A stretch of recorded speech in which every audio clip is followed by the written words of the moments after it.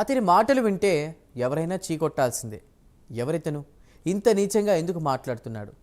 అసలు ఇతను మనిషేనా అన్నంత రోతగా ఉంటాయి అతడి గారి మాటలు. జగన్ సీఎంగా ఉన్న 5 ఏళ్ళు అతడు ఆడిందే ఆట, పాడిందే పాట. టీడీపీ జనసేన నేతలకు నోటికొచ్చినట్టుగా అమనాభూతులు తిట్టాడు. సాక్షాత్తు పవన్ కళ్యాణ్, చంద్రబాబు లాంటి వారిపైనే చెలరేగిపోయాడు. ఇంట్లో ఆడవాళ్లను, చిన్నపిల్లలను సైతం నీచాతి నీచంగా తిట్టాడు.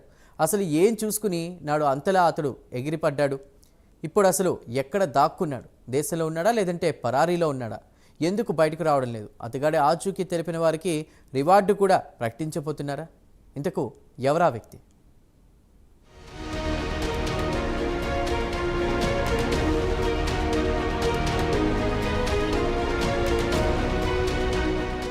రాజకీయాల్లో విమర్శలు కామన్. అయితే ఆ విమర్శలు హుందాగా ఉండాలి.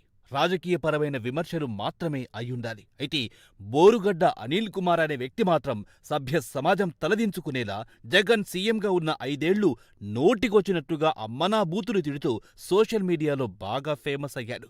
నిజానికి వైసీపీలో చాలా మంది నేతలు బూతులు మాట్లాడుతూ ఫేమస్ అయిన వాళ్లే. అటువంటి వారికే జగన్ పెద్దపీట వేశారన్న విమర్శలు మూటగట్టుకున్నారు. అయితే వైసీపీలో బూతులు మాట్లాడేవారిలో అందరూ ఒకెత్తైతే బోరుగడ్డ అనిల్ కుమార్ ఒక్కడు ఇంకో ఎత్తు.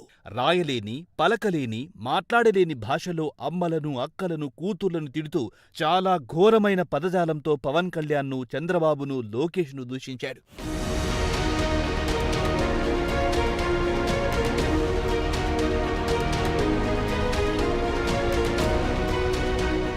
బోరుగడ్డ అనిల్ తనకు వైసీపీకి ఎలాంటి సంబంధం లేదని చెబుతూనే వైసీపీ కోసం 5 ఏళ్లు పనిచేశాడు. వైసీపీ అధికార ప్రతినిధి అన్నట్టుగా వకాల్తా పుచ్చుకొని వైసీపీ తరపున సోషల్ మీడియాలో మాట్లాడుతూ ఉండేవాడు. జగన్ తనకు చుట్టమని, జగన్ జోలికి ఎవ్వడైనా వస్తే కాళ్ళు చేతులు నరికేస్తా అని అడ్డమైన బూతులు మాట్లాడుతూ సోషల్ మీడియాలో బాగా పాపులర్ అయ్యాడు. మరి ఎంతమందిని నరికాడో తెలియదు కానీ సోషల్ మీడియాలో మాత్రం తన బూతులతో అభిమానులను సైతం సంపాదించుకున్నాడు. గత 5 ఏళ్ల పాటు ఎస్సీ, ఎస్టీ అట్రాసిటీ చట్టాన్ని అడ్డం పెట్టుకుని బెదిరిస్తూ జనసేన, టీడీపీలోని నాయకులను, కార్యకర్తలను బూతులు తిడుతూ వచ్చాడు. వైసీపీలో దాదాపు 99% మంది బోరుగడ్డ అనిల్కు అభిమానులుగా చెప్పుకుంటూ ఉంటారు. నాడు ప్రతిపక్షంలో ఉన్న జనసేన, టీడీపీ నేతలను బోరుగడ్డ అనిల్ బూతులు తిడుతుంటే వైసీపీ శ్రేణులంతా ఉబ్బి తబ్బిబైపోయేవారు. కనీసం ఒక్కరు కూడా ఇలా మాట్లాడడం తప్పు అని ఖండించలేదు. జగన్ కానీ, ఇతర వైసీపీ పెద్దలు కానీ, లేదంటే వైసీపీ కార్యకర్తలు కానీ బోరుగడ్డ అనిల్కు, వైసీపీకి ఎలాంటి సంబంధం లేదని చెప్పలేదు. అయితే ఇప్పుడు జగన్ ఘోరంగా ఓడిపోవడంతో బోరుగడ్డ అనిల్ కుమార్ అజ్ఞాతంలోకి వెళ్లినట్టుగా తెలుస్తోంది.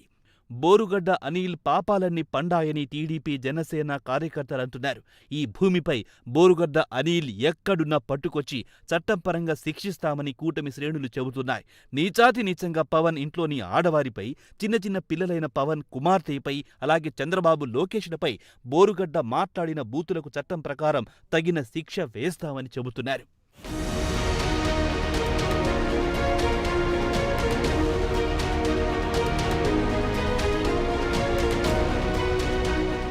ఇప్పటికే బోరుగడ్డ అనిల్ ఆచూకీ కోసం పోలీసులు ముమ్మరంగా గాలిస్తున్నట్లుగా తెలుస్తోంది.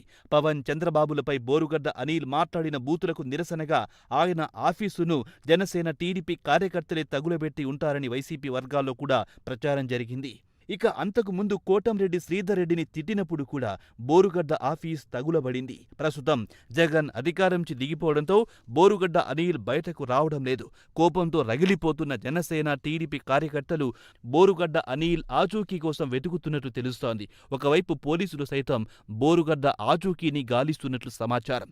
బోరుగడ్డను పట్టిస్తే రివార్డును ప్రకటించే యోచనలో కూడా ఉన్నట్లు తెలుస్తోంది.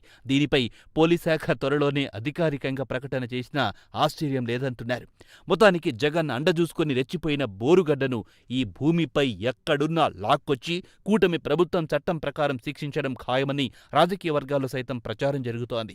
అటు సామాన్య ప్రజలు సైతం అమ్మలను, అక్కలను, పసి పిల్లలని కూడా చూడకుండా నీచాతి నీచంగా బూతులు తిట్టిన బోరుగడ్డ అనిల్ను కఠినంగా శిక్షించాలని, భవిష్యత్తులో ఇలా ఎవరైనా మాట్లాడాలంటే భయమన్నది కలగాలని కోరుతున్నారు. ముఖ్యంగా మహిళా లోకమైతే బోరుగడ్డ అనిల్పై ఆగ్రహంతో రగిలిపోతోంది.